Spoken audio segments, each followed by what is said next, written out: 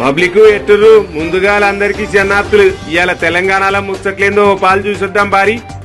తెలంగాణలో సర్కార్ బోర్డులకు మార్గదర్శ పట్టింది. ఈ విద్యా సంవత్సరంలో 2.56 లక్షల మంది విద్యార్థులు అంటే 2,56,000 మంది విద్యార్థులు ప్రభుత్వ పాఠశాలల్లో కొత్తగా అడ్మిషన్లు తీసుకుర్రట.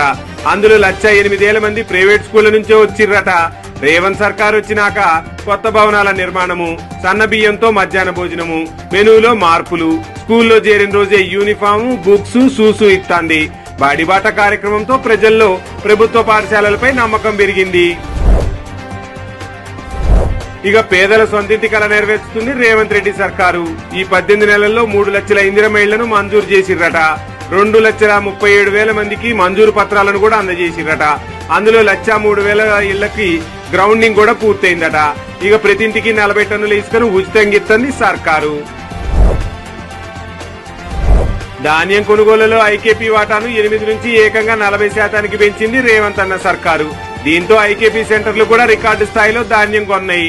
ఉమ్మడి నల్లగొండ జిల్లాల ఐకేపీ సెంటర్లు కమిషన్ రూపంలోనే 22.66 కోట్లు సంపాదించినాయట.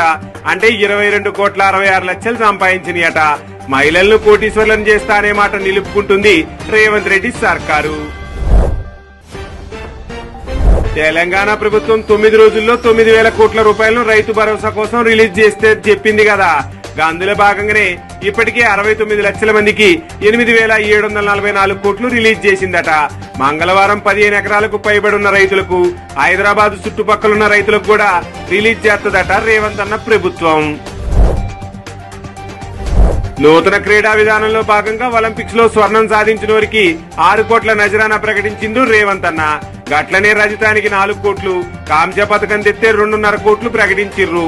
అంతేకాకుండా క్రీడలను ప్రోత్సహించేలా ప్రత్యేకంగా young India physical education sports యూనివర్సిటీని కూడా ప్రారంభిస్తుంది సర్కారు. ఇక బనకచెర్ల ప్రాజెక్టు విషయంలో గతంలో బీఆర్ఎస్ సర్కారు వ్యవహరించిన తీరు రాష్ట్రానికి నష్టం కలిగించిందని సీఎం రేవంత్ రెడ్డి చెప్తుండు.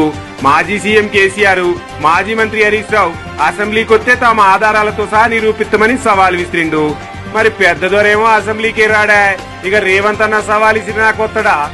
ఈ తెలంగాణల ముచ్చట్లు మళ్ళా రేపు మరిన్ని వార్తలతో కలుసుకుందాం. అందాక ఉంటా మరి. Tata, by by.